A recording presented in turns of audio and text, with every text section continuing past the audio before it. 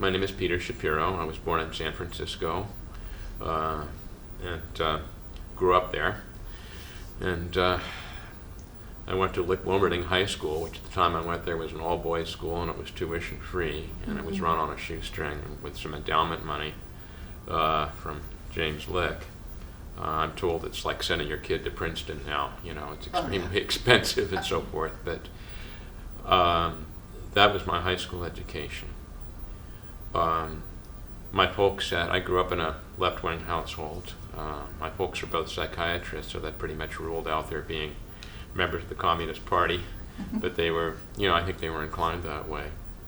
My mom died young. My father actually became very interested in the whole Sino-Soviet split and read up on it, decided that China had the best of the argument.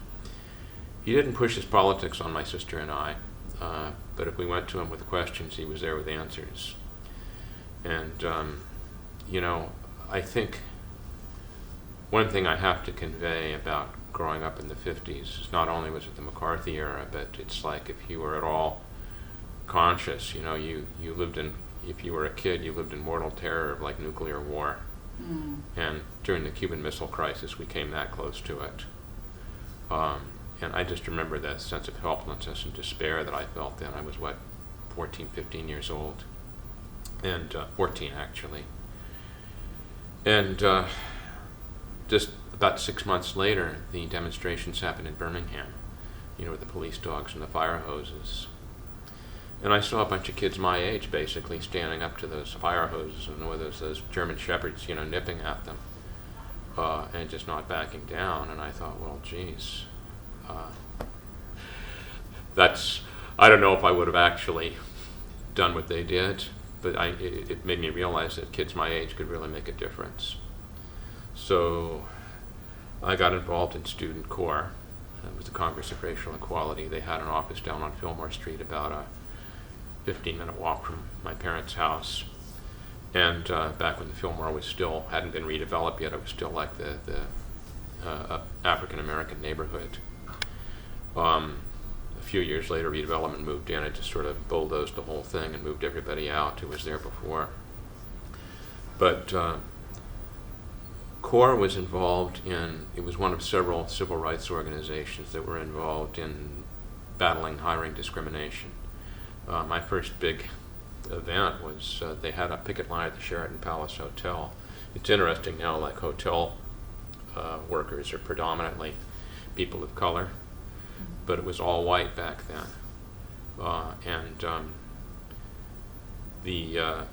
There was mainly, I think, some students from Berkeley and San Francisco State, older than me, obviously.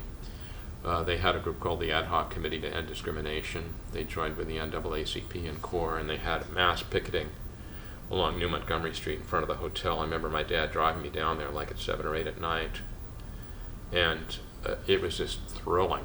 I mean, it was like people would chant, you know, Jim Crow must go, you know, Uncle Tom, Mr. Charlie, Jim Crow must go, and it was like the chants would reverberate off back and forth across the street, you know, up the high-rises on either side, and then where was eventually the police. Where was that? Huh? Where was that on Market This Street? would be 1964. Okay. Yeah, February of 64. No, actually, yeah, I think so. It was either 63 or 64. I'm not sure. I'll maybe you can look it up.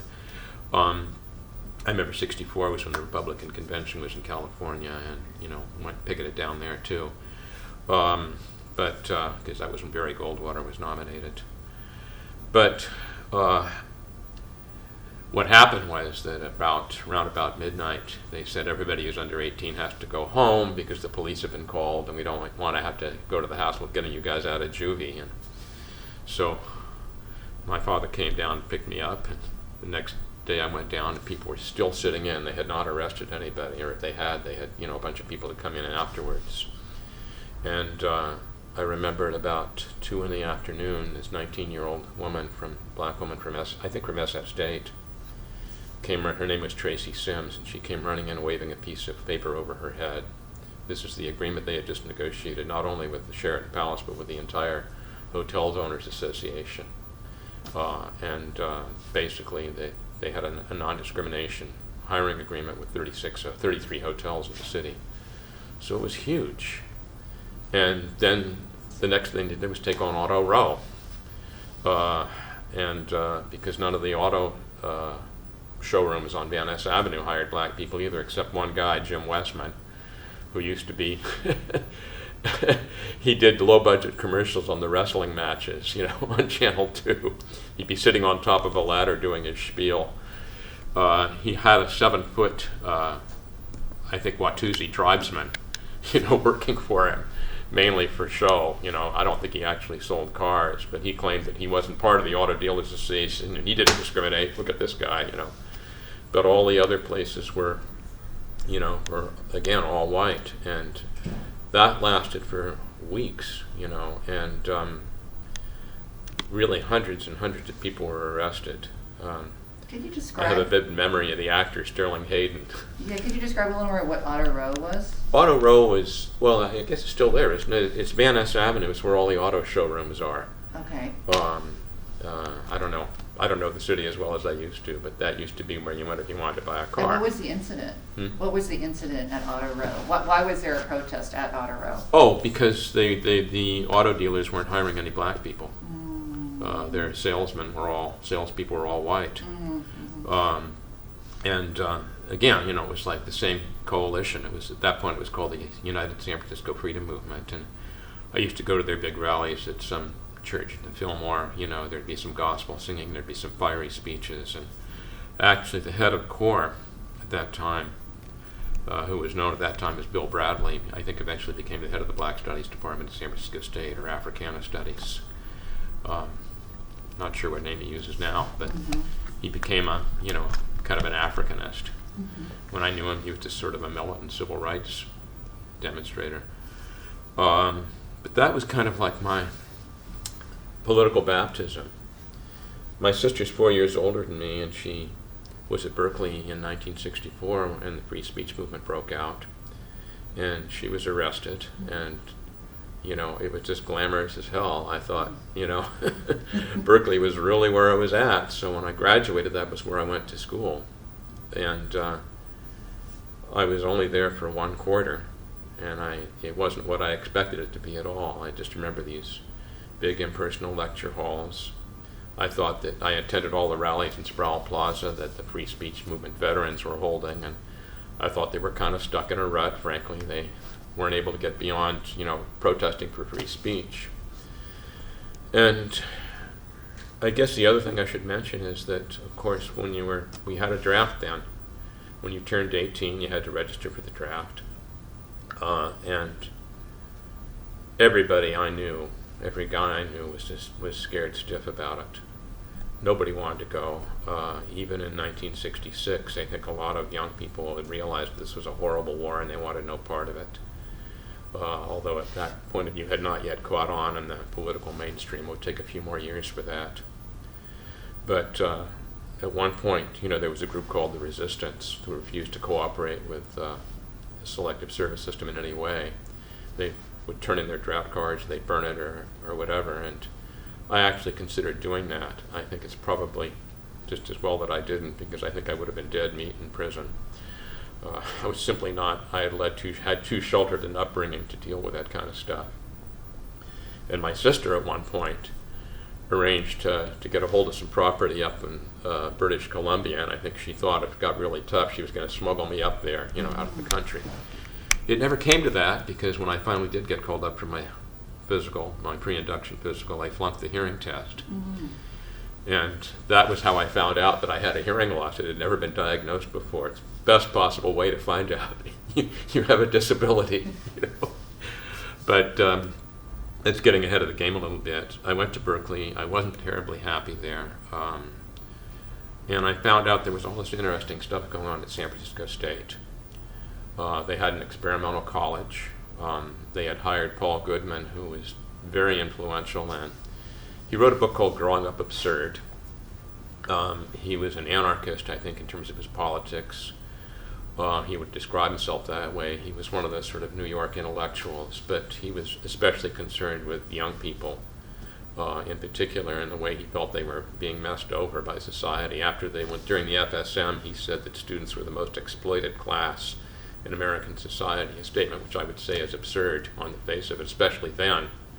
You might make a case for it today because so many students come out of school, tens of thousands of dollars in debts. But, people related to it because people were not happy with the education they were getting. And at San Francisco State, it seemed like there was an opportunity to do something about it. And instead of having big confrontations and big demonstrations and getting the police in, they were actually trying to come up with an alternative which would build something that they could work on. And, I should say a little something about how the experimental college got started, because it got all the publicity, but it was really the culmination of a bigger process. There were some left-wing students, I think some of whom had been involved in the Mississippi Summer Project, in 1964, would come back from the South and wanted to do something here. And they got control of student government, which meant they had a pretty substantial budget at their disposal. And they used it to start a bunch of organizing projects in the community. It started out with a tutorial program, which was each one teach one. I realize now what they were doing was whole language. They didn't know it at the time either, but they would find kids who were struggling in public school, and they just basically would spend the day with them. They'd take an excursion or something, and they'd ask them to write down the most important words, the things that impressed them most, and that's how they would learn to read, which is, I'm told now by my wife, who became a school teacher, that's basically textbook whole language, but I don't think they knew it at the time. It just seemed to make sense to them that they wanted to teach the kids in a way that reflected their experience. The problem with the tutorial program is that all these organizers were white, and they were mainly teaching black kids. And it was not a healthy situation. And the other stuff, the community involvement program, was much more ambitious. I mean, they were involved in rent strikes around the city. They got a community newspaper going in Oakland called the Flatlands, because Oakland at the time was a very reactionary town. It was run by the Nolan family. And the newspaper was, the Oakland Tribune was just a horrible paper. Even in San Francisco, we had the Examiner, which was owned by William Randolph Hearst Jr. It was, they made no pretense about being objective. I remember in my senior year of high school, we had a little anti-war march for high school students. And the headline of the Examiner said, "Teen Gangs Peace March." Oh. And that was mild, it got a lot worse. Their typical way of covering an anti-war demonstration, they were always happening on the steps of City Hall, is they had a reporter named Ed Montgomery who was basically a conduit for the FBI. And he would cover all these demonstrations, and almost entirely his coverage would consist of listing all of the identified communists who were in attendance. That was the way the Examiner covered those demonstrations. The Chronicle was better, but not that much better. Anyway, I have a feeling I'm jumping way ahead of the question. No, this is great. I mean, there's so much here, and you're right. We're probably going to do several follow-ups. This is just the beginning, so we don't need to get through all the questionnaires. But I think the question is because you left Berkeley, and the question is why San Francisco State, and what were you majoring in, and when did you arrive? I was a pretty arty-farty kid at that point. I mean, pretty insufferable, I'd say, looking back. They had a film school there. I had discovered Pauline Kael, and I was all hot and bothered to know about movies, even though I never did figure out how to work a camera, But I did take a few film classes.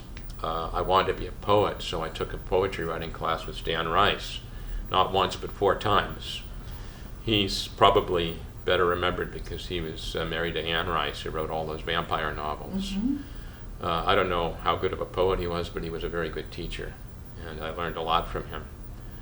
And actually, one of my classmates in his class was Tony Miranda, who was on the TWLF steering committee. Mm-hmm. A very soft-spoken, gentle guy, but I haven't seen him since the strike. So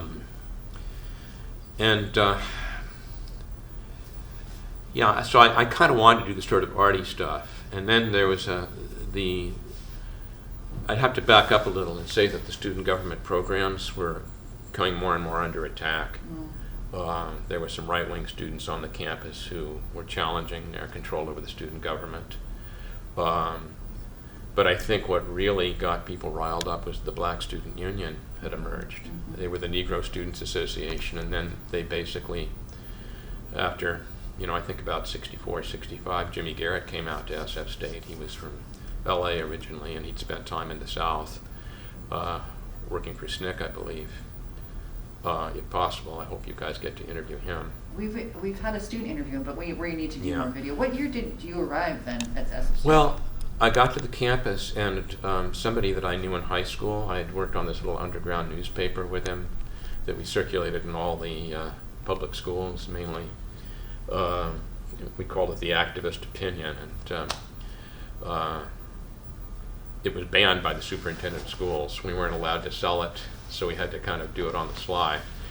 But anyway, the editor of that paper, he was the political editor of Open Process, which was started basically to counteract some of the hostile propaganda that was appearing in the campus paper, the journalism department paper of the Daily Gator, which had directed the programs, and a whole lot of their coverage is all this money is being squandered, and these black militants are taking over, and blah blah blah, because the experimental college, well, first of all, the black students, once they got political and they changed their name from the Negro Students Association to the Black Student Union, the first thing they did was they looked at the tutorial program and said, we should be tutoring those kids, not these white kids. So they went to the tutorial program and they made their case and ruffled some feathers, but I think the more thoughtful people realized that they were right. There was a kind of a paternalistic relationship there that needed to end. And they got a lot of high school kids. Danny Glover was one of them, who started out as a tutor in the tutorial program and then came to SF State under the whole special admissions thing that already existed on the campus, but it mainly existed for, athletes and stuff like that, or people who had legacy type things. And the black students started pushing for more black students to be brought in who didn't have the GPA in high school, but who still had showed they could succeed just by their work in the tutorial program. And I don't know if I know Danny Glover got in as a special admittee. I'm pretty sure he did. You could actually interview him. Yeah, he's on our list.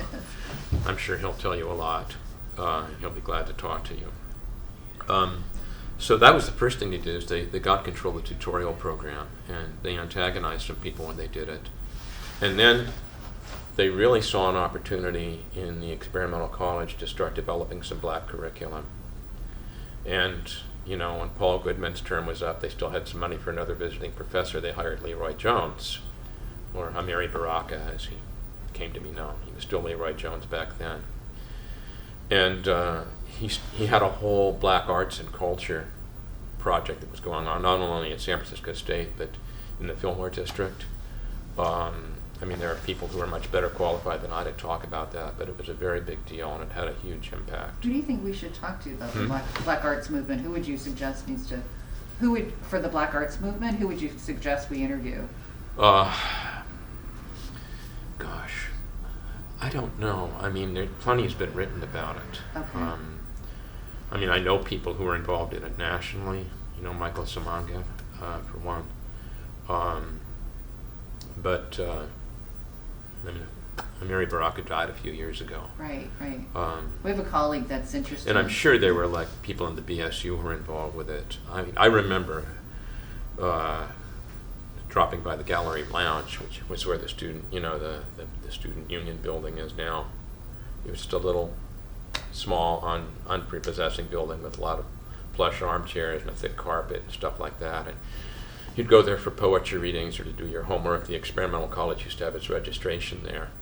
It's like every teacher would have a little table set up. And, the whole thing with the experimental college is all you had to do was say, hey, I want to teach a course. It was yours. They'd arrange a room for you. Sometimes they could find a sympathetic faculty member who would offer credit. I know I got about 12 units worth of credit to write it into silence,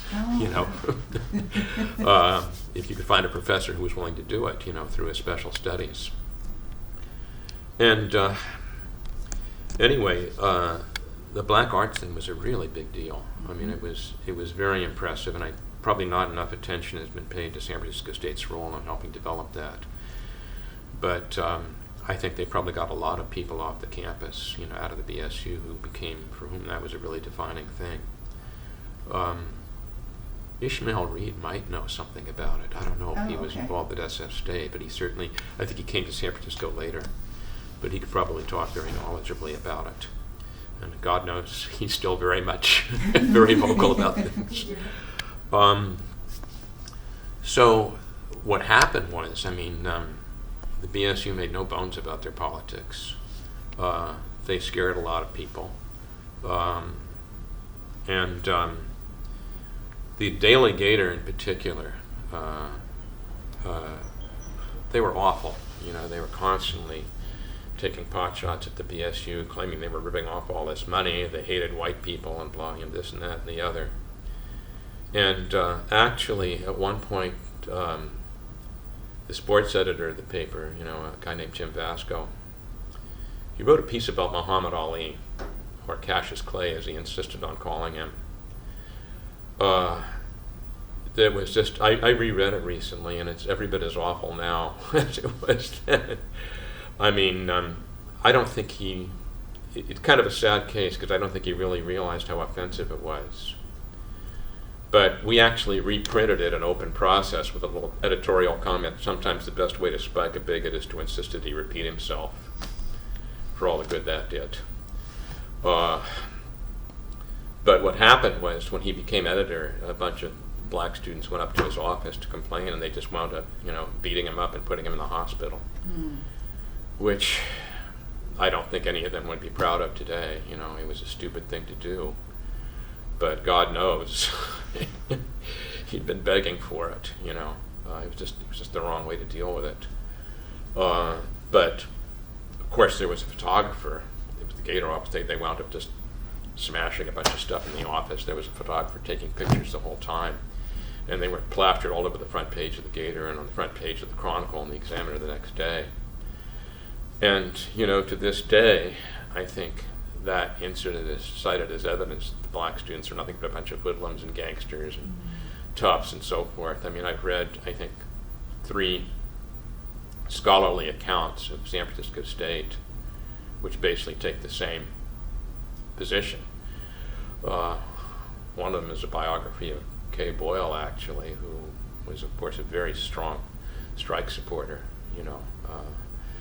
and was one of the iconic faculty people, of our strongest allies. She faced off with Hayakawa at the very beginning of his tenure as president. I'll get to that in a few minutes. But I think that the point I'm making is, black students, you have to realize they were only like 2 or 3% of the student body at that point. They were very isolated on the campus. They were totally shut out of the curriculum. They were trying to get more black students onto the campus through the tutorial program, and then recruiting people in through special admissions. They wanted to get the special admissions quota expanded from 2% to 4%. And they were struggling with the administration about that. They had a bunch of very good courses through their Black Arts and Culture series, and the Black Studies that they developed through the Experimental College. And they were getting some sympathetic professors to sponsor those courses, but they could not get any faculty hired of their own, and they couldn't get the courses consolidated into a single program. It's like if you wanted to, and there was no Black Studies major, of course, and they spent 2 or 3 years just butting their heads against a wall, trying to get through the bureaucracy of the college administration, and I think they ran up against some very ugly opposition. I'll mention one faculty member in particular, John Bunzel, who was the chair of the political science department. He was actually a Kennedy delegate to the 1968 Democratic Convention, and he fancied himself a big liberal and kind of a poser too. He used to stride around campus in the London fog. And of course, during the strike, he was interviewed by the media, and he said, "I understand the rage of the black man, but I will not be intimidated," that kind of thing. Nathan Hare was recruited by the black students to come out from Howard University and set up a Black Studies program here. And Bunzel published an attack on him in the Public Interest, which is the trade journal of the political scientists. I don't know if it's still publishing. But he basically called Hare a black racist.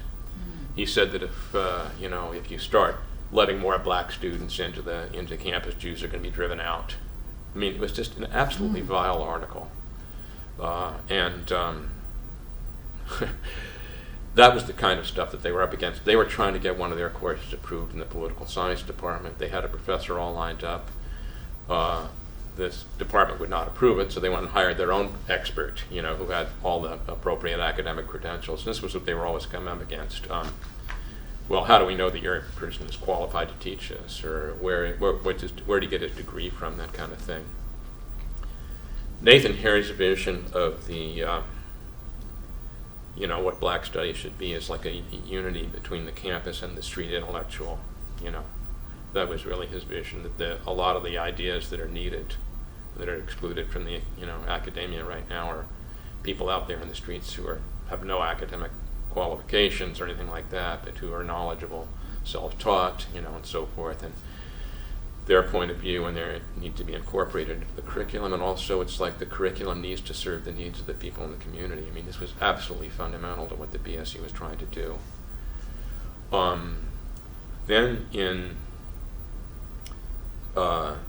60, I'm trying to remember the date, the history department had hired a guy named Juan Martinez, who worked closely with the Latino and Chicano students to try to get more Latino studies courses approved, and also to get more special admissions people brought in. And Roger Alvarado, who had actually been running the tutorial program initially, and then he basically turned it over to the BSU when they objected. He supported them throughout that whole transition. Actually, he was replaced by George Murray, who became the Minister of Education of the Black Panther Party. And some people mistakenly say that he was the one who had touched off the strike because of a speech he made on the eve of the strike that was very badly reported in the Chronicle. It made it sound like there was going to be an armed insurrection on campus, He didn't say anything of the sort, but I'll get to that later. But Roger was working with there were a lot of Central American students on campus in the mission. There was a big flood of them coming up then. And I think Roger himself was, his folks were from Central America. There were a bunch of, Chicanos in the mission who had been kind of supplanting the Irish who had dominated the neighborhood before, and a lot of them were on the police force now. I've thought about that dynamic more and more now when I think about the strike and how violent the police were. A lot of it was like a turf war between these Irish guys who'd grown up in the mission and gone to Reardon High School, and who resented the fact that the neighborhood had been taken over by brown people, and they were brutal, I mean, it's like some of them enjoyed their job entirely too much when they were busting heads during the strike, and they were just vicious. I mean, traditionally the mission had been an Irish working class neighborhood, and a lot of cops, came from the mission district back then. But it was full of like recent immigrants from Mexico and Central America, and it had become basically a barrio, to use the term that was current then. And there was a lot of tension. This is something that actually I should mention too, because the community involvement program, had done a lot of work like with kids in Chinatown. They were the ones who were already there, and then with a whole flood of new people who came over when the immigration laws were liberalized in 1965. And there was gang warfare going on between, there was the Wa Ching, which was like the immigrant gang, and then there was the Joe Boys. They were the ones who were already there, and they were fighting over turf. And I came to know a lot of, later on, and years later, I met a lot of guys who would gone through that whole thing and become, community activists. They would consider themselves revolutionaries and stuff. One of them recently did an interview. He became like the president of the local bus drivers union, and but he said, I was a young street punk, when I was a kid. He says, but I got a second chance. He said, everybody should get a second chance. And I think that's really profound. There were a lot of people that I met who was as political activists who started out, in these kind of gang fights in Chinatown, became very capable, very competent, very thoughtful, intelligent, committed people, committed activists. And, they started off ripping off cars and stuff like that, and getting in fights. And the same thing was, and actually the CIP had people working in Chinatown. I think Mason and Al Wongot started doing that work too. They were like the representatives of the Intercollegiate Chinese Social Action Group. I don't know if I got the acronym correct or not, but they started out doing that work. They were a couple of older guys. They were ex-Marines, I think, or Al was, and they were working with the Chinatown gangs. Ben Fong Torres, the reporter, in his memoir, The Rice Room, he talks about his brother who was doing that kind of work, and then one of the kids concluded he was a police informer and murdered him. So it was rough, and you have to realize that too in Chinatown, because you had this huge flood of recent immigrants coming in and no place. It was like the Lower East Side of New York at the turn of the 20th century. Had the highest TB rate in the nation. The overcrowding was horrible. I mean, it was like something like, I think a majority of the people in Chinatown were living in poverty in these little SROs and stuff like that. And, it was a real hotbed of discontent. Very similar stuff in the Mission. I remember reading an interview with Roger Alvarado that he gave way back then, at the time of the strike. He says, we were working with these gangs of kids who were fighting over a piece of sidewalk that didn't belong to either of them, and we were trying to let them know who the real enemy was. They shouldn't be fighting each other. So that was what a lot of the CIP was doing too, The BSU was trying to get, people in through the tutorial program, getting young people into the college through the tutorial program. And then there was something else going on at the College of San Mateo too. And a bunch of people that I met later through, left politics, cut their teeth in that. They were mainly from the Mission District. And they were recruited into something called the College Readiness Program at the College of San Mateo, which was started by a guy named Bob Hoover. And once again, the idea is to get at-risk high school kids and get them onto a college track and sort of open up new opportunities for them. And I met some people who were involved with that. Several of the defendants, I think, in what became one of the big political cases, the Los Siete de la Raza, they were 7 Mission District youth who were basically accused of murdering a cop. They definitely did get into a scrape with them. They were acquitted, Charles Gary defended them brilliantly, and he made very good use of a famous private investigator, Hal Lipset, who basically got the goods on the cops and came up with so much damaging evidence on them that, the jury wound up acquitting them. Several of them were involved in the college readiness program too, but a bunch of people from SF State, I believe, including Roger, worked on the defense effort. Donna Amandor is another one. You should talk to her.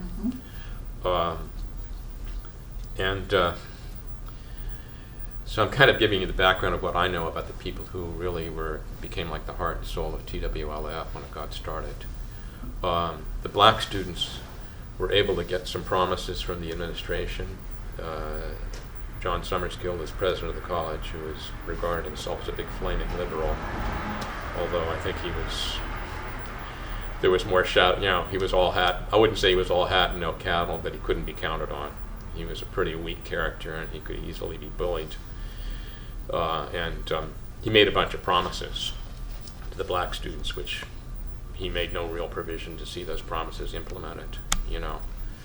And what wound up happening is when the administration building was being occupied, he just sort of caught a plane to Ethiopia, just left in the middle of his tenure, took a job at the University of Addis Ababa. Jimmy Garrett actually, I think, had a pretty good relationship with him. He was able to get a lot of concessions from him. Jimmy was a very skilled negotiator. And he agreed to get Nathan Hare hired from Howard University to run the Black Studies department. He promised to get more people in on special admissions. He promised to get funding for the Black Studies program. He promised to help get a Carnegie grant to help fund some of this stuff. He didn't come through on any of these things, except, well, Nathan Hare did get hired. And Summerskill got a lot of flack from the faculty for it because he bypassed all the usual procedures for hiring faculty. But what I remember was TWLF, which had just formed. You know, they pulled together like I think 3 Asian student organizations plus the Latin American student organization, that was the Central Americans, and then the Mexican American, the Chicano organizations. He had 5 organizations that formed TWLF. And the BSU was not originally a part of it. When TWLF wanted to make their demands on the administration, the BSU kind of held back because they had gotten all these promises from the administration. They didn't want to jeopardize it. And they got bad-mouthed some for that. But I think it became obvious after Summerskill quit and all those promises that he'd made just sort of went down the toilet that approach wasn't going to work. But TWLF had a sit-in. They were joined by SDS, which had been trying to get ROTC off campus, and that had been the big focus of their work. I didn't join SDS until after the strike. I don't know how much detail it's worth going into about that. Part of it was me. I was kind of an independent radical. I didn't like the time I asked to any organization at that point in my life. And part of it was because the dominant force in the SDS chapter at SF State was the Progressive Labor Party, which, you know, I'm friends with several of the people now who were big guns then, but at the time I couldn't stand them. They were a very dogmatic bunch, and I thought their politics were pretty crude, and they were a little too eager to use sort of macho posturing to kind of put their points across. I remember early in the strike, you know, going to a strike support committee meeting and somebody from PL saying, you know, it's time in a labor dispute, scabs get beat up, we should do it too. And I said, for Christ's sake, you haven't even started to talk to people yet. You know, have you even tried to explain to them what the 15 demands are about or why they're necessary? You know, most white students don't have a clue about this stuff yet. You know, and you should be explaining this stuff to them. That's what you really want to be helping the strike. But you know, PL was not terribly interested in the 15 demands as such. They basically thought it was a matter of taking a principled stand against racism, which it was their responsibility to oppose because racism is used to divide white and black workers. That was pretty much their analysis, you know, the beginning and the end of it. And I didn't buy it. I thought it was a very crude, superficial approach to the whole question. And, you know, I preferred to take what leadership I took from, you know, the students of color, the activists of color on campus, who not only were they the ones pushing these demands, but I think they also were a lot more sophisticated politically. I still feel that. John Levin, who was the head of PL on the campus at that point, put out an anthology of people who were in and out of it. It's called You Say You Want a Revolution, and it's a very revealing book. You know, it just shows you the breadth, because they actually did do some good work, especially early on, and in Harlem, I think in particular, they had an organizer named Bill Upton, you know, who was, after the Harlem riots, he was thrown in jail for several years. He was supposed to have instigated the whole thing, and when he got out, I think he found it very hard to relate to the direction PL was taking. But that you know, if you want to understand PL, that book is probably a good place to start. I couldn't stand them, you know, and I really found I had much more in common with the people who were working through student government, which PL also didn't approve of because they thought it was part of the state, you know, part of the power structure, you know, student government and all that. They thought they distrusted the student programs because they regarded as taking state money. They were mandatory student fees. It's easy to criticize that stuff now with hindsight, but it was a hotly debated thing back then. Anyway, I joined the TWLF-led and SDS, which had been agitating against ROTC on campus. They had all of 27 students. It was a very small program, but it had great symbolic importance. San Francisco State was not it wasn't like one of these Ivy League schools that had a whole kind of a research institute that was supplying the Defense Department or the Pentagon with all sorts of intelligence and expertise. It just, all it had was a little rinky-dink ROTC program. But it was campus complicity, and I think the white student activists in those days had a real weakness for symbolic issues. That was another pet peeve of mine. I got sent back to Columbia when the big strike happened there in the spring of '68. Open process wangled some money for my plane ticket and sent me back to cover it, and I wrote a big spread on the Columbia strike. And it was very exciting, but the more I thought about it, the more I thought, the black students there had a real issue. They were fighting, the expropriation of some property in Harlem, to build a new gym for the campus, and people were being evicted. But the SDS people who were getting all the publicity, it's like they didn't even really care what the substance of their demands were. They were basically there to sort of show their discontent with the system. And it was all very, it was just sort of fixated on symbolic issues and stuff.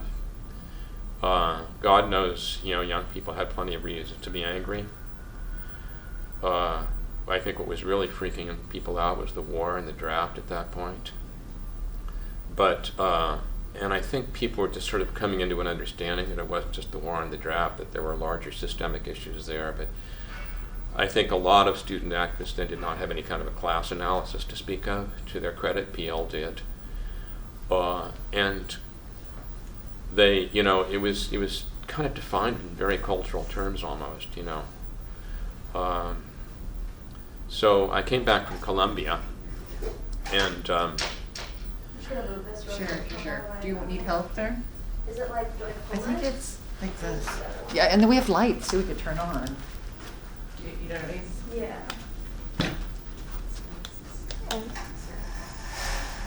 Lights better, right? Yeah, can we get more? Yeah. I think that's...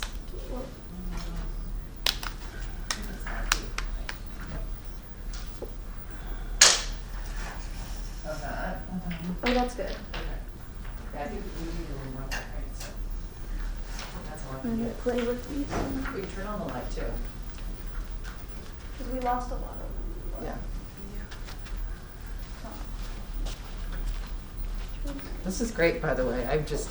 You're like an encyclopedia. You have like the whole, but probably because you wrote the book, you How does it look on camera? have that like running It looks there. good? You Yeah. have so much information. Okay. I'm sorry? Yeah, all the details are just amazing. Well, if you want to interrupt me at any point, do it. If there's something. I don't want to. I want to because we're just all learning from you. Because I'm flea hopping around a bit. Yeah, actually, it's great though because I have a better understanding of Yeah. like some like different things, Yeah. Like I appreciated what you had to say about summer school because I was trying to understand what did summer school try to do, but you totally Summerskill was a clinical psychologist. He was an adamant opponent of the Vietnam War. I remember he marched alongside us at the big march down Market Street on 1967. I remember. I can't resist telling this, even though it has nothing to do with the price of eggs. There was a little street corner evangelist who was a fixture on the campus, and the Berkeley campus as well, named Reverend Hubert Lindsay, Holy Hubert. And he'd stand there railing about godless communism and so forth, and had an Arkansas accent. Freckle-faced guy, jug-eared. Everybody said he looked like Howdy Doody. And people liked to argue with him, And his tagline was, if somebody argued with me, say, "Bless your dirty heart, sinner!"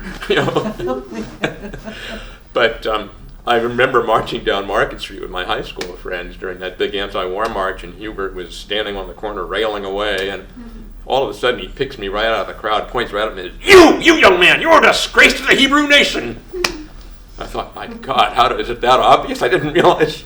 You could tell I was Jewish just by looking at me. So he was a regular fixture at San Francisco State. I don't know, curly black hair, I don't know what. But he was right. I was a disgrace to the Hebrew nation even then.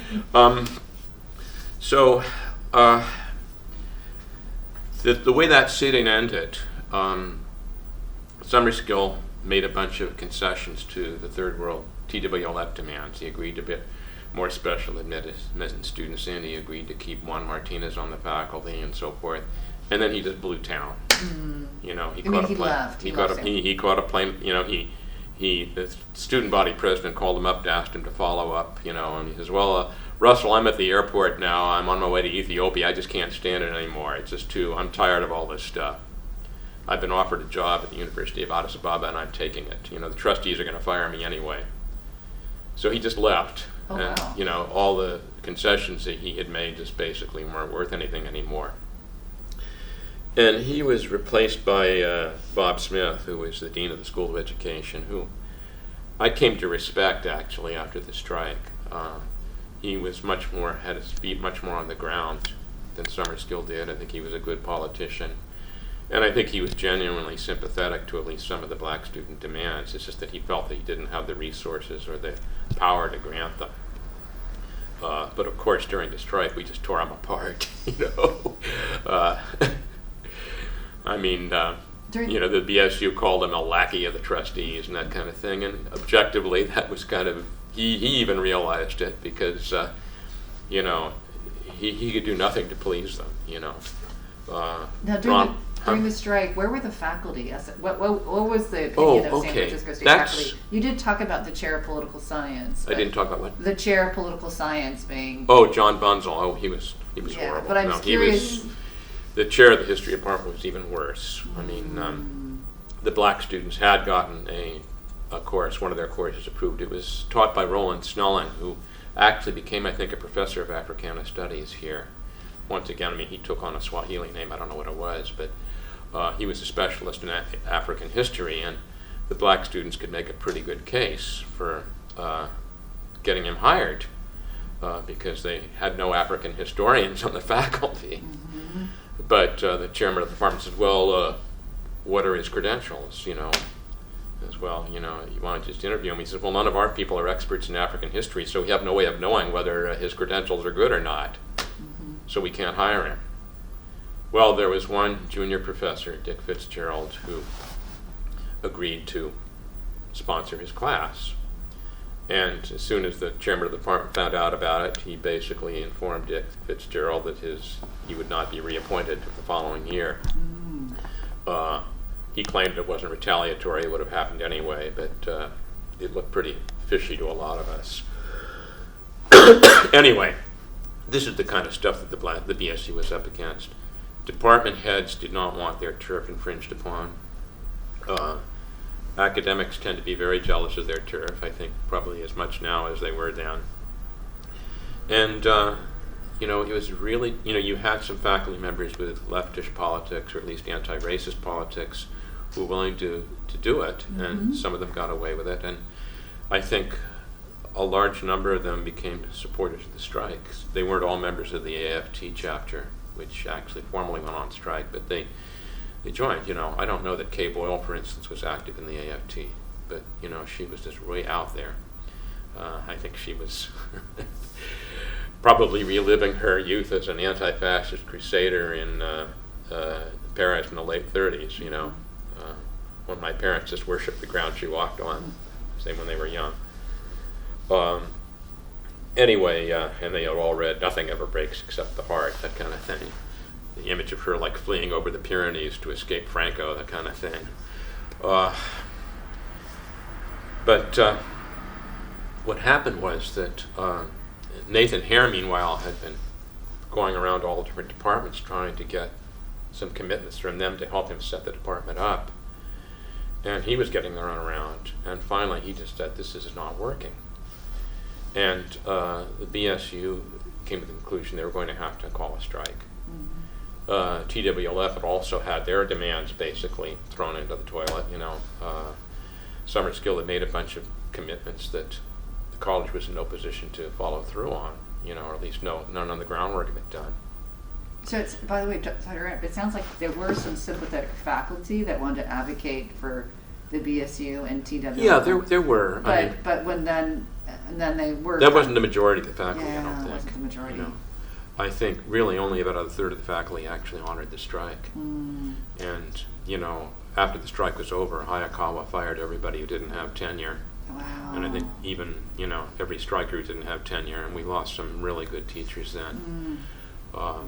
Bill Stanton in the economics department, who taught a class I took on comparative economic systems.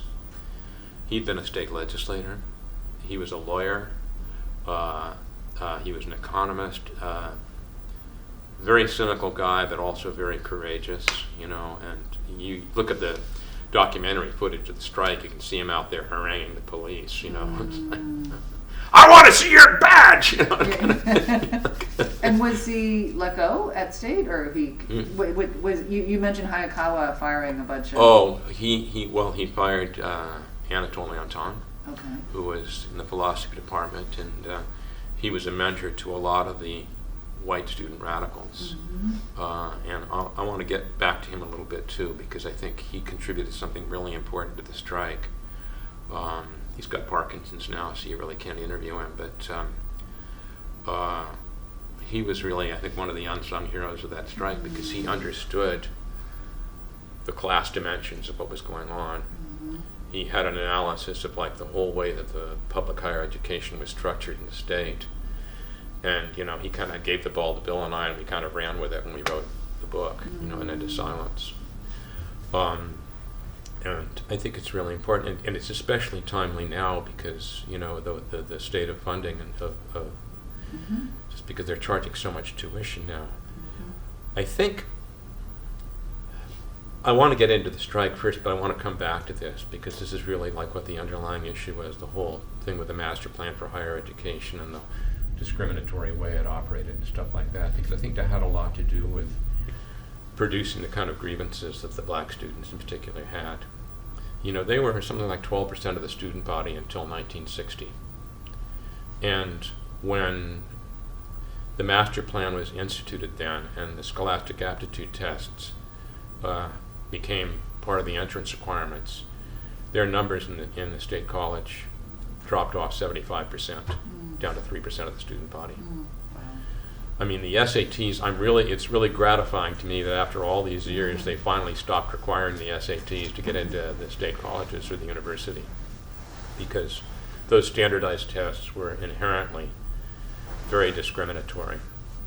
And the whole point of using them was to kind of try to weed out, there were just way too many people trying to get into college at the taxpayer's expense than the state budget was prepared to support.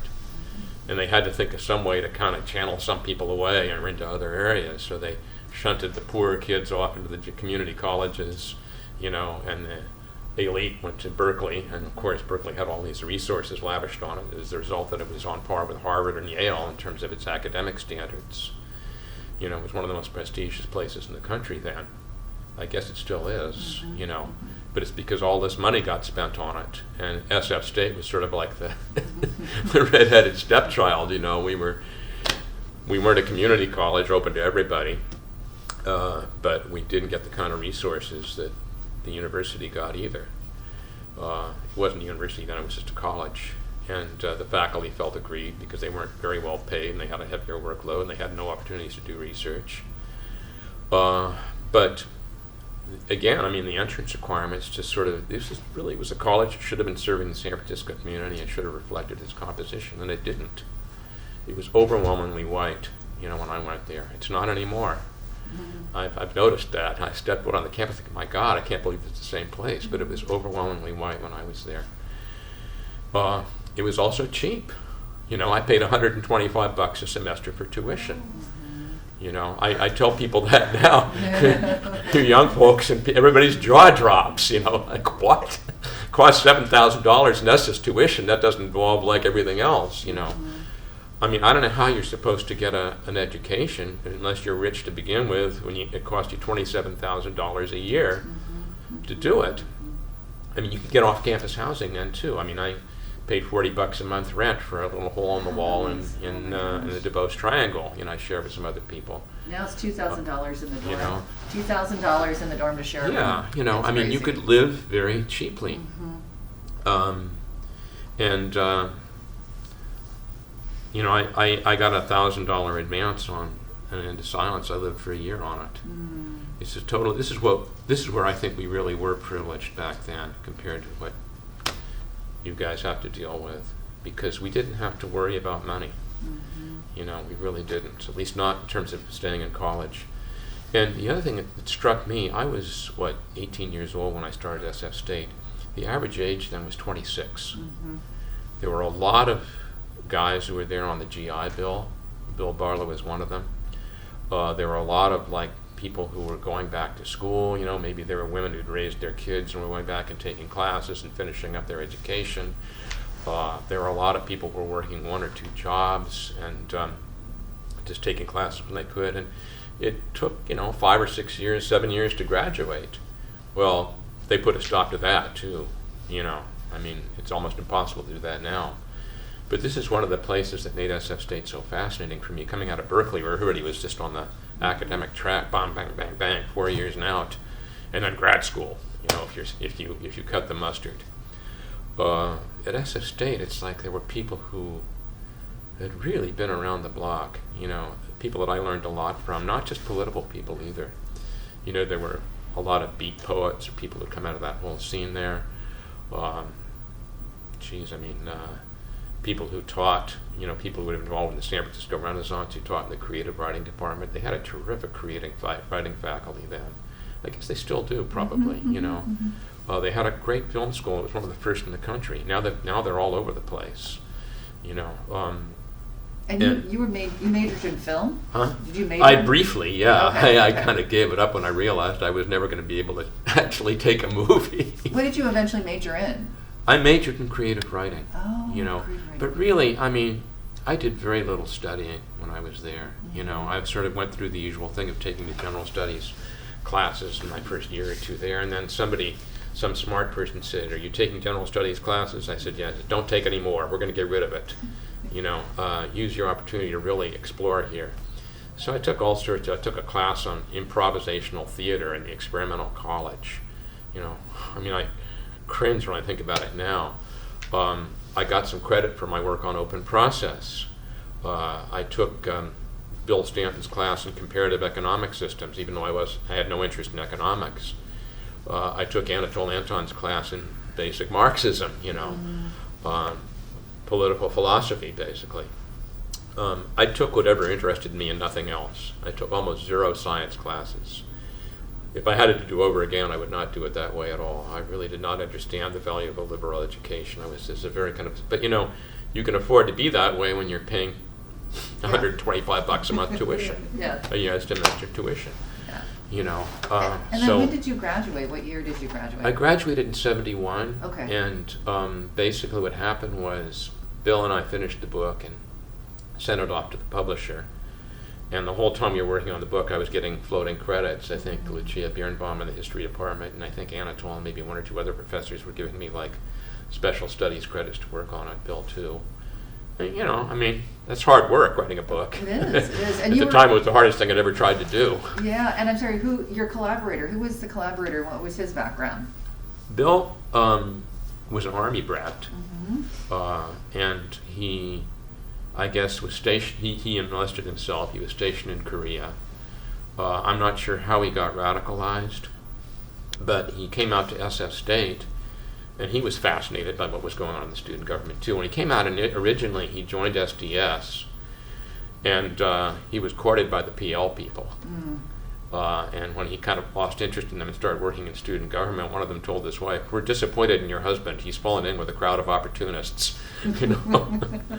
But Bill actually, his first big thing on campus, this is before I got there, was a boycott of the cafeteria that the PL people and their sympathizers had organized, because they had some people working in the cafeteria. And they wanted a pay raise, and they also thought that, when they, the head of the San Francisco Foundation, which ran the cafeteria. And he says, well, if you guys get a pay raise, we're going to have to raise the price of food there. You know, that kind of thing. So there was a very successful boycott. Bill was involved in that, and actually he told a wonderful story. Actually, he used it in An End to Silence. So they had a strategy meeting for the boycott in his living room. He had a little dark little apartment on Fulton Street. And they were in the middle of discussing their next move. Doorbell rings, and in walks John Summerskill. Oh. So he sits down there and says, you know, I'm sure we can settle this thing in a good way that's satisfactory for everybody. You guys have a legitimate beef. I will do everything I can to pave the way for you. Why don't you go talk to my, my underling, Glenn Smith, academic vice president or whatever his title was, and he'll arrange it for you. The typical Summerskill, he didn't follow through. You know, they went to see Glenn Smith, and the only conclusion Glenn Smith drew was that Summerskill had putting a knife in his back. You know, it's like he had a knack for antagonizing everybody. What was Summerskill's title again? He was the president. Oh, he was the president. College president, yeah. Okay. And he was replaced by Bob Smith. Bob Smith was fired by the trust, or he quit actually before they could fire him. Wow. 1 month into the strike, because he just realized he was in a hopeless situation, and he was replaced by Hayakawa. Okay, so this is like in a 3-year period, right? So Summerskill quit in May of '68. Bob Smith was president from, I guess, June until December. wow. Or beginning. He was only president for about 5 or 6 months. Wow, and this is Bob Smith. And he just got, the shit hit the fan the moment he got in. Yeah. And, he was trying to find some way to stop the strike, well, at the same time address the black students' grievances, and it simply wasn't possible because, for one thing, the trustees wouldn't hear of it. The trustees were a very reactionary bunch, and of course the bull goose loony on the board was Ronald Reagan, who was the governor at the time. And he said, I know I speak for 97% of the black people in this state who want no part of the black student union and their tactics of violence and disruption, and they're pushing segregation and so forth and so on, Wow.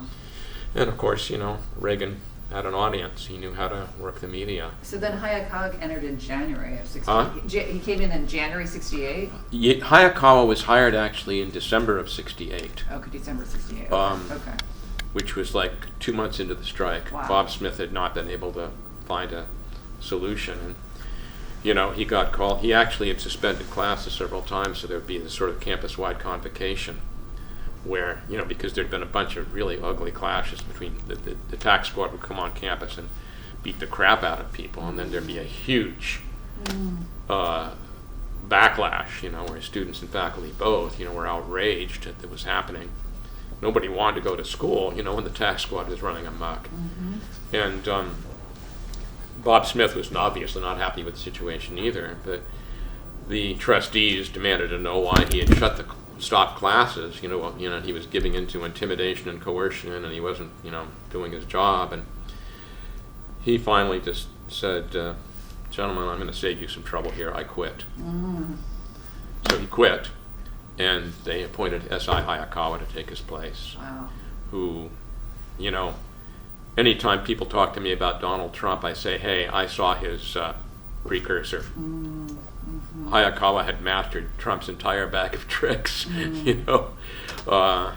except maybe the real estate business or whatever, but he was basically a little non-entity who knew how to work the media. He was the kind of the right person in the right time for what the culture wanted. He was this little strange fellow who would leap up on sound trucks and pull the wires out of the speaker. If you've interviewed Ernie Brill, right? I didn't interview him on that. Ernie was the guy who was on Hayakawa's first day in office, the first day of classes. Ernie was driving a sound truck, with urging people not to cross the picket line, go on strike, support the 15 demands. Hayakawa came charging out of his office, leaps up on the sound truck, and yanks the wires out. And then Kay Boyle came out, and she was watching the whole thing, and she says, "Eichmann!" And he looks down at her and says, "You're fired." Oh my goodness. Later, he denied it. Okay. He said, "I didn't fire her. I just called her a fool. That's all." Wow. A bunch of people heard it. So. Yeah. But the point is, the TV cameras are on him, and here he was, doing what probably every person who resented student unrest or thought that college kids were ungrateful brats, and so forth, just was dying to do themselves. He jumped up on this sound truck and yanked the wires out. And it just turned him into a media phenomenon just like overnight. Mm-hmm, mm-hmm. And at that point, he could say anything and do anything. He could make the most nonsensical statements, and the media would replay it just as like gospel truth. And that was how most people across the country got their impression of what was happening on the campus. Another funny story, a little bit off the topic, but I can't resist this one either.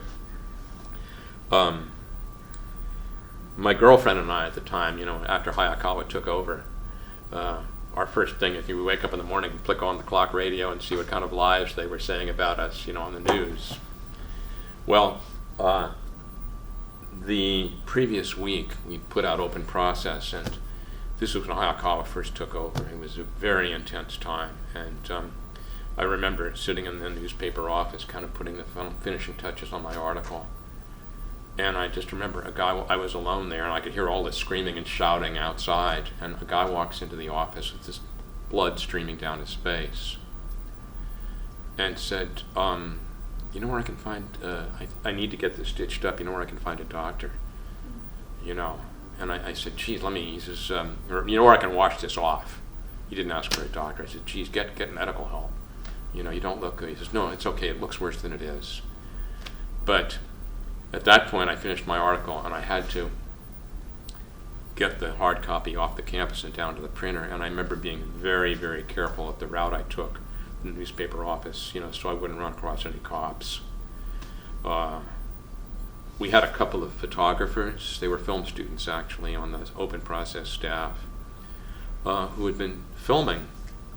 They'd been taking footage of the police clashes with the students, And the police waited until about 3:34 in the afternoon, and most people had left the campus for the day. And they caught these two guys. They dragged them off behind the library, and they just worked them over for 10 minutes. One of them had several ribs broken. And the other one, Steve Howe, was not even a very political guy. He was, but he had a long, droopy mustache and long hair, and he was skinny. He probably weighed about he was a little taller than me, and he probably weighed about 120, 130 pounds. They jammed their nightsticks between his legs and just went up and down with it. It was like they tortured him. Oh my God. For, 5-10 minutes. And then they arrested him for felonious assault on a police officer. Wow. I mean, and I remember getting a call at home from my editor saying, Steve's in jail, he got pretty badly beaten, blah, blah, And he was a film student. Huh? He was a film student. He was a film student, yeah. That's Fortunately, his father was a Sacramento lobbyist. Oh. So his dad was able to get him out of trouble in the court. Okay. But it was terrifying, Yes. The police were absolutely unrestrained, and they, it's like early in the strike, Nesbitt Crutchfield was holding a press conference in front of the BSU office. And they came charging down there and, beat the hell out of him. There was a woman, black student next to him, She got beat up. There was a reporter who came to her aid. They beat him up, Wow. I mean, they were just totally out of control. And there was a group of black police officers in the SFPD who actually organized a protest. They held a press conference objecting to the fact that some of their white colleagues were just almost obscenely eager to go out to the campus and bust heads, and they thought it was racist and it needed to be addressed. But I'm ahead of the game here. Trying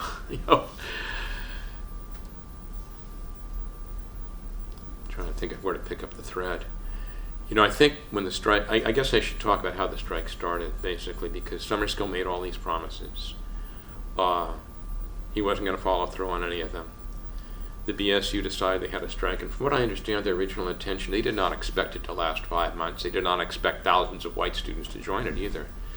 They wanted to basically get all the black students to get on campus together and sort of say, we have to just, get our act together, show that the administration were united and were serious about this. And they drew up their they had 9 demands initially. And then after George Murray was fired, because, well, he wasn't, actually Bob Smith did not want to fire him. He sort of suspected that the newspaper story about his speech was largely fabricated. You know, at least he says, the guy's entitled to a hearing and that kind of stuff. But the chancellor overruled him and fired George Murray. And that was demand number 10, that he be rehired. And then TWLF decided to join the strike too.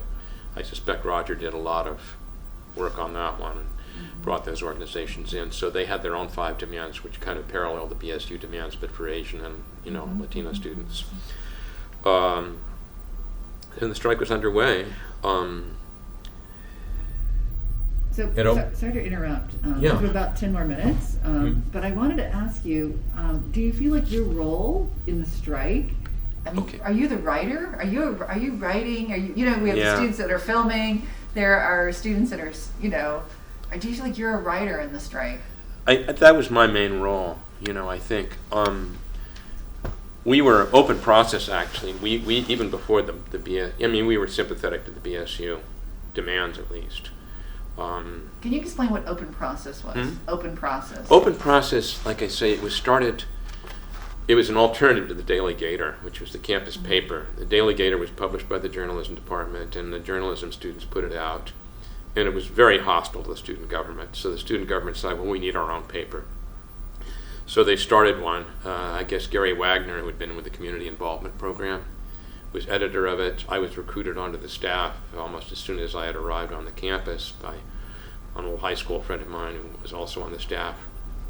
And Open Process was originally going to be a voice of the student programs. And it did do a lot of coverage like that. It's like at one point the editor of the paper was Del Sonston, who had been one of the directors of the community involvement program before Bill Barlow took over. And Del ran articles about what was happening in Chinatown.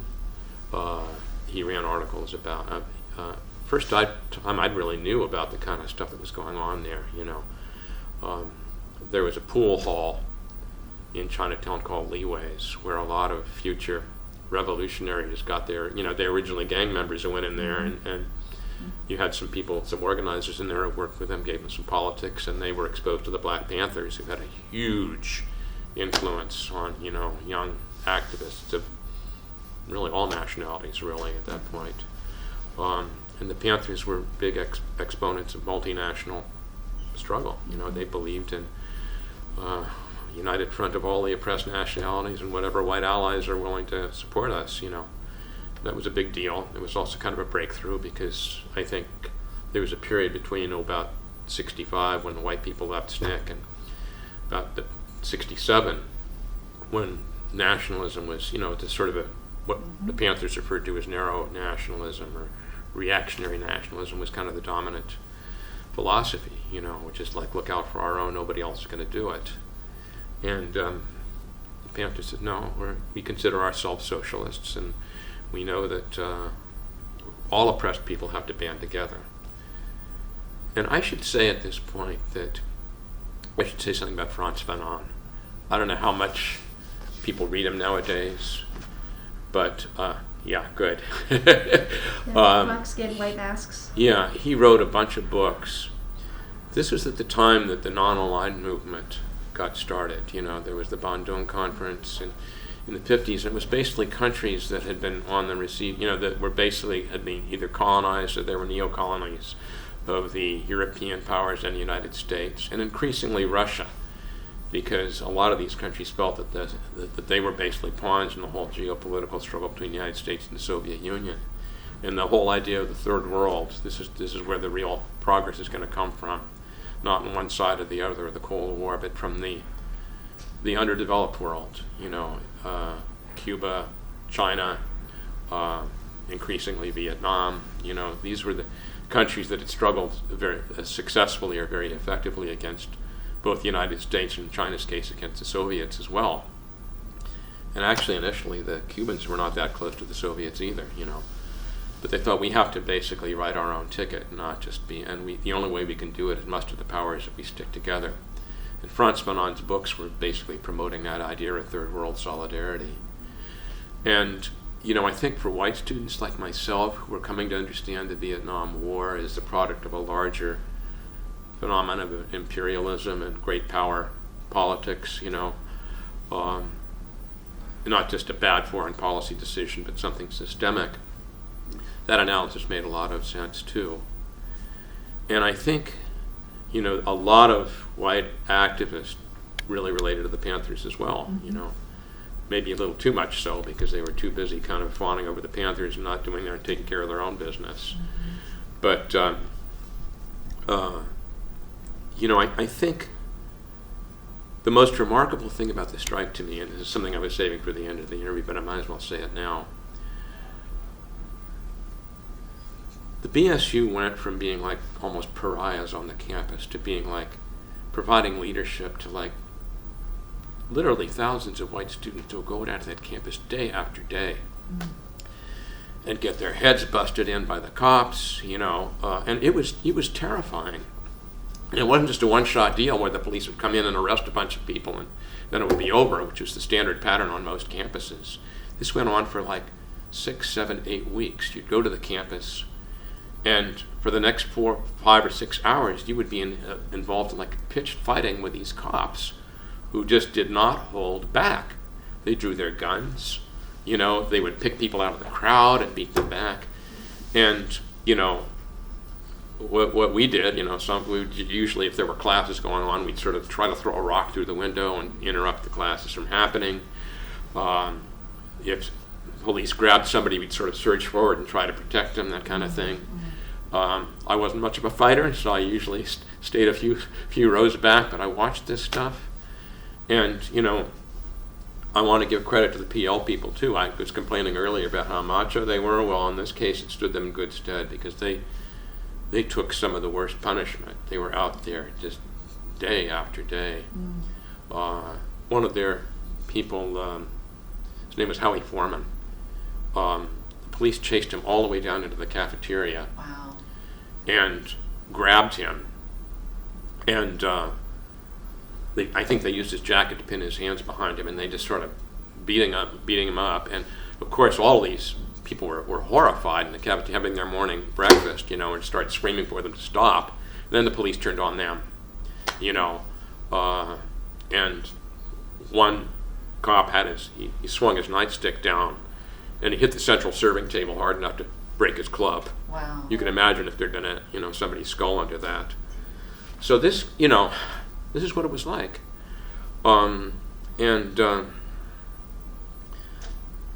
Basically, Bob Smith, if it got too rough, he would call off classes. And there were a couple of instances where he tried to organize, he called a convocation. Let's all get together and just try to talk out the issues and see if we can't come to some kind of a common understanding. And, we all worried the convocation was going to try to co-opt the strike and, take the wind out of the sails. But actually, the BSU in particular put it to excellent use. I think this is their first chance to sit down in front of a mainly white audience and explain the 15 demands and why they were necessary. And Nesbitt Crutchfield made one speech in particular which just brought down the house. He said, when we talk about black studies, we're not talking about how many of us we can jam into a phone booth. That's not what we're concerned about, he says. And we don't have a lot of time either, he said. I'm 29 years old. End of the year I'm going to be 30, and man, that scares the shit out of me. Well, a roar went up from the audience when he said that. Everybody knew what he meant. And I think at that point the BSU sort of was representing itself. We're fighting for everybody here, not just ourselves. And they were, I think. At least people started to see them that way. I don't think it was, I had a kind of a hang-up in those days. I had probably was a little too enamored of Saul Alinsky. A lot of the SDS people really dug him too. And his whole thing was, you can't organize people unless you speak directly to their immediate self-interest. Don't talk a lot of sky talk about revolution or socialism or any other agenda to them. Talk about, what their immediate needs are. That's how you get people behind you. what are the immediate needs of white students? I mean, what are their grievances, and how do they compare with what the black students are going through? You can't do it that way. You need to have a larger analysis.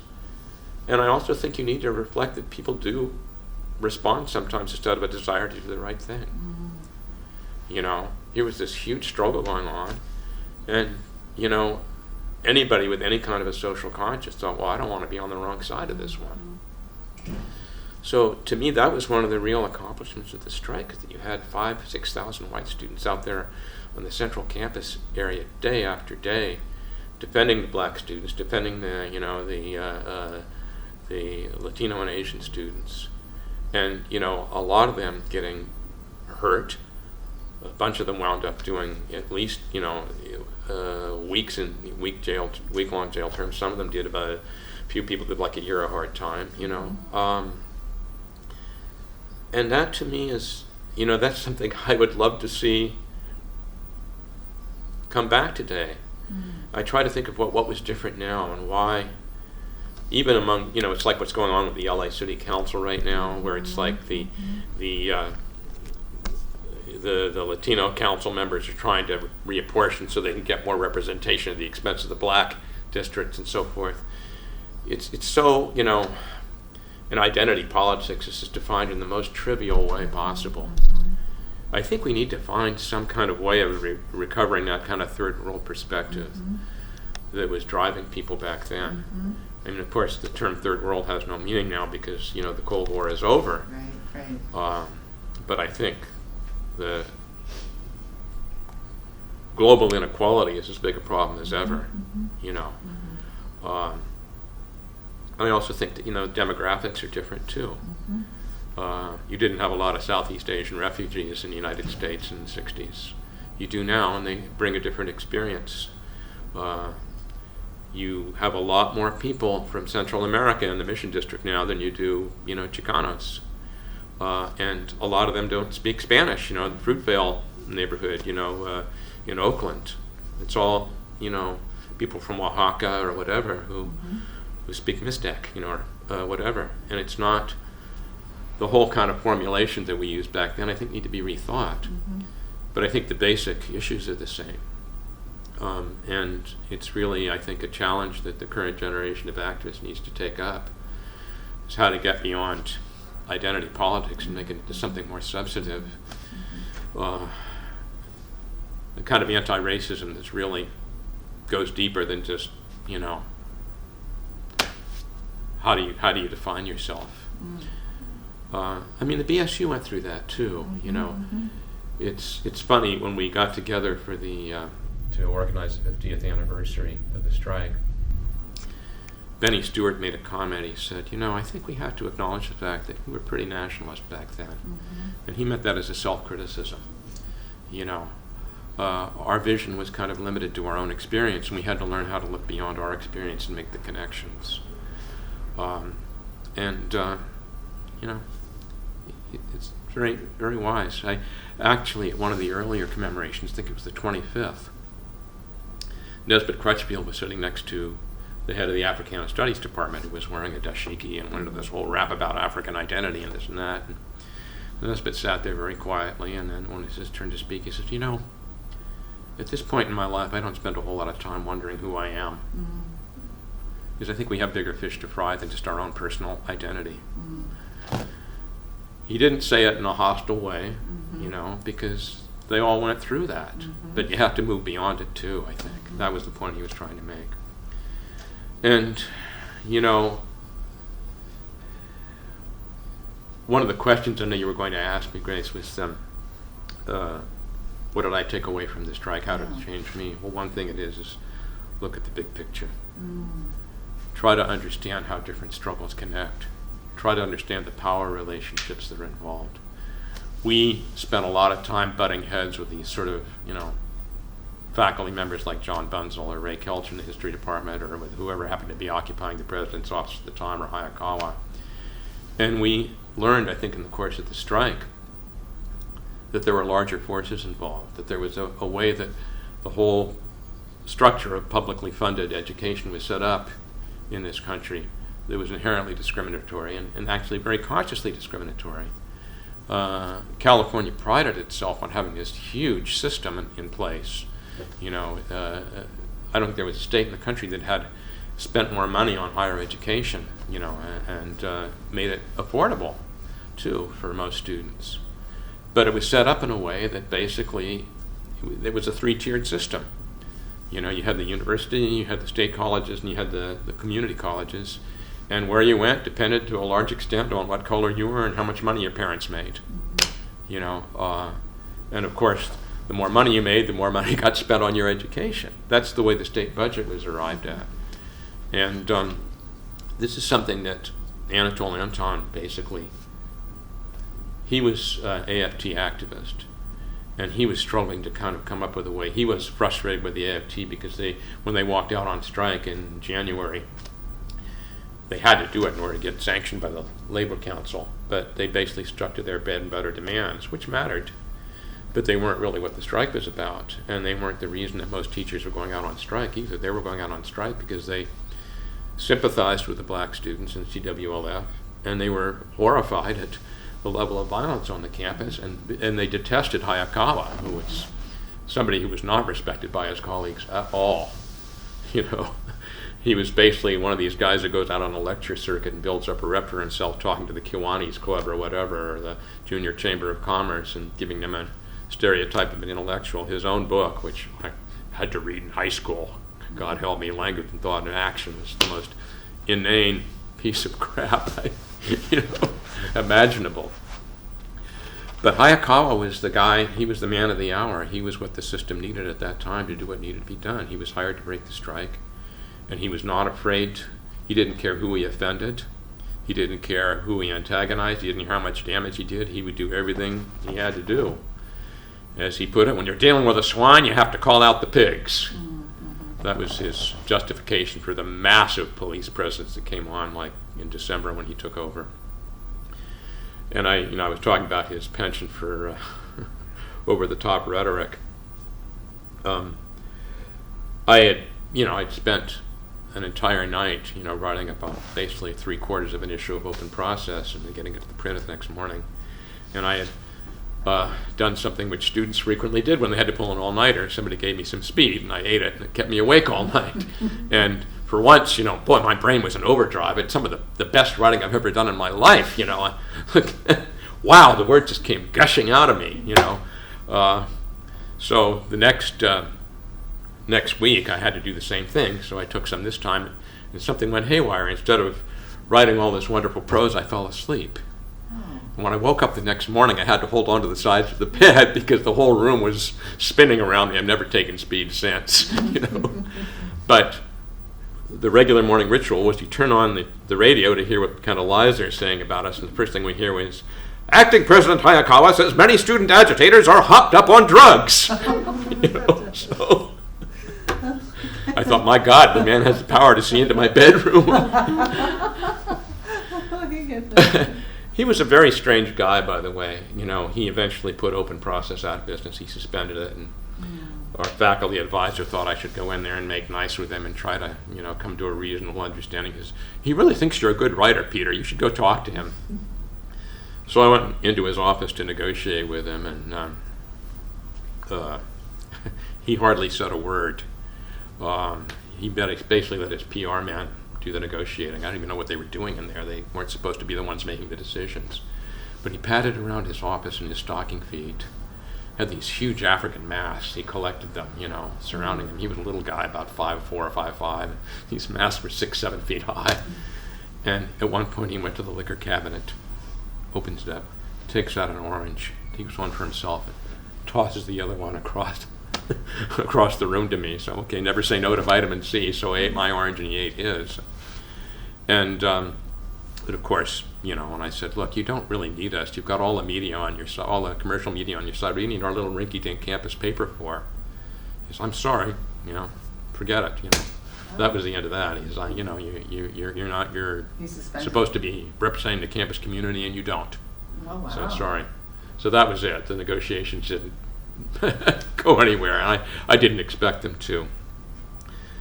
But subsequently, the other encounter I had with Hayakawa was when Bill and I were working on the book. he gave a long statement to the U.S. Commission on Causes and Prevention of Violence, which was assigned to do a report on SF State.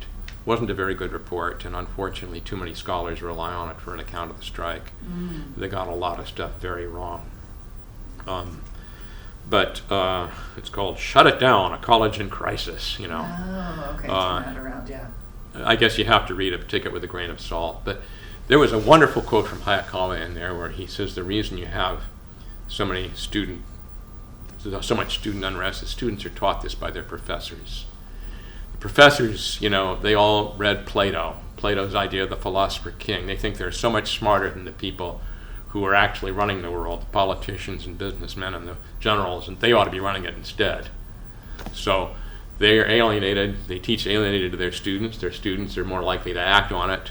And then they become grad students and they become professors. And in no time at all, you have entire departments and entire colleges which are just centers of resistance to the culture. And he says, all this disturbs me very much. He says, the university should be a place where the values of our society are passed on from one generation to the next. But all these half-assed Platos are making them into centers of sedition and destruction. So we decided to quote that in the book. You know, this is the best possible way you can introduce Hayakawa to your readers is with that quote, because that's him in a nutshell. Yeah. You know, not only his politics, but also his contempt for his colleagues. Mm-hmm. You know, a bunch of half-assed Platos. They thought he was a quack. In fact, I think one of his colleagues in the English department described him as Walter Mitty. He was a little miserable little man who suddenly got to live out his fantasies of power, you know. But anyway, I had to get Hayakawa's permission to use the quote. So I got an appointment with him and I gave him the quote. He looked it over, he starts reading and he starts to giggle. And he's laughing out loud when he finishes. This is rather well put, isn't it? I said, well, that's why we wanted to use it. I mean, I don't agree with it, but I think it's very well put. Well, it'll be a pleasure to sign this, Mr. Shapiro. You know? So we used it. And you can find it at the beginning of chapter 10 of the book. Okay, okay, great.